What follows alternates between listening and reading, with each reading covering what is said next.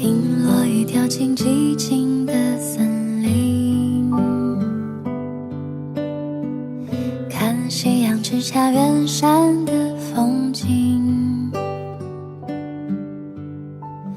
无言的水滴悄悄的阴雨潜入了眼睛，世界像一座安静的岛屿，鱼肚白升起悄然无声息，等海鸟轻轻声唤起涟漪，等一缕阳光透过这湖面照进我心里，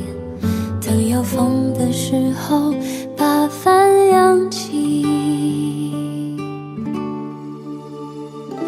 云朵的倒影，月色的缺影，漫天的繁星，迷失的脚步也慢慢被抚平，四季的光阴，我看见划破长夜的流星，风吹起的时候万里无云，